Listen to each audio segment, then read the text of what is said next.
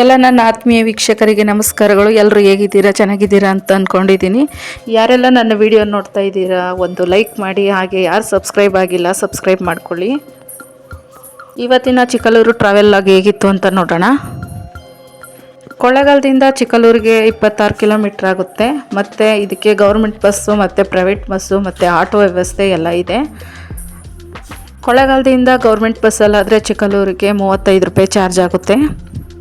Sharing auto ಆದರೆ ಒಬ್ಬರಿಗೆ 50 ರೂಪಾಯಿ ಚಾರ್ಜ್ ಆಗುತ್ತೆ.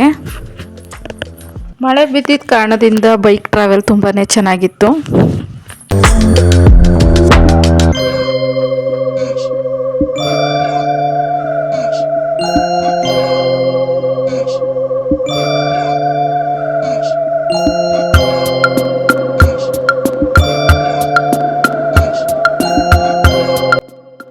ಅಂತೂ ಇಂತೂ ದೇವಸ್ಥಾನಕ್ಕೆ ಬಂದ್ವಿ. ಮಂಟೆಸ್ವಾಮಿಯವರ ಶಿಷ್ಯರಾದ ಸಿದ್ದಪ್ಪಾಜಿಯವರು ಐಕ್ಯವಾದ ಸ್ಥಳ ಚಿಕ್ಕಲೂರು ಕ್ಷೇತ್ರ.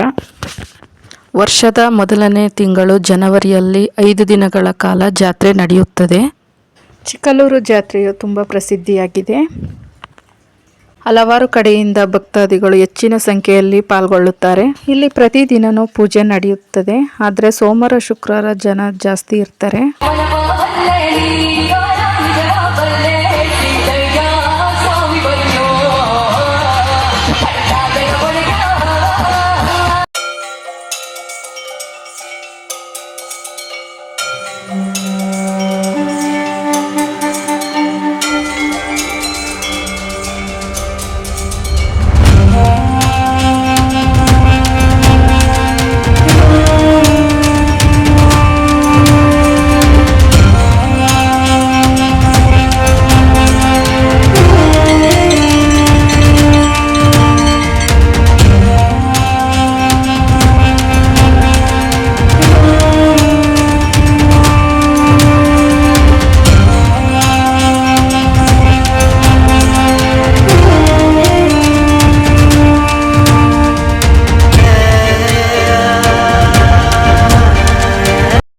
ದೊಡ್ಡಮ್ಮ ತಾಯಿಯವರ ಗದ್ದುಗೆ.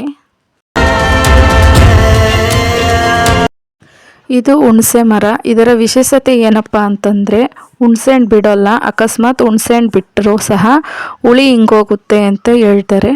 ಎಲ್ಲ ಸಿದ್ದಪ್ಪಾಜಿಯವರ ಸಹಕಾರ.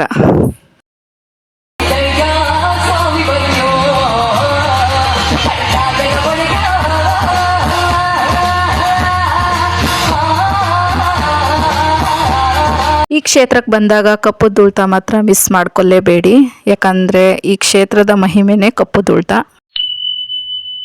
ಹಳ್ಳಿಗಳ ಕಡೆ ಮಕ್ಕಳು ಹುಷಾರು ತಪ್ಪಿದಾಗ ಚೆಂಡು ಹಿಡಿದಾಗ ಫಸ್ಟು ಹೇಳೋದೆ ಸಿದ್ದಪ್ಪಾಜಿಯವರ ಕಪ್ಪಿಕ್ಕು ಅಂತ ಹೇಳ್ತಾರೆ. ಯಾಕಂದರೆ ಕಪ್ಪಲ್ಲಿ ಅಷ್ಟು ಮಹತ್ವ ಇದೆ. ಈ ಕ್ಷೇತ್ರದಲ್ಲಿ ಪಾಸಿಟಿವ್ ಎನರ್ಜಿ ಇರೋದ್ರಿಂದ ಹಲವಾರು ಕಡೆಯಿಂದ ಬಂದು ಪೂಜೆ ಮಾಡಿಸ್ಕೊಂಡು ಹೋಗ್ತಾರೆ.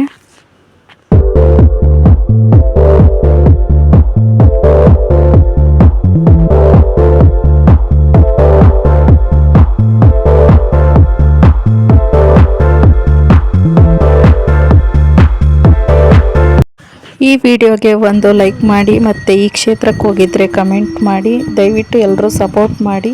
ಎಲ್ರಿಗೂ ಶುಭವಾಗಲಿ.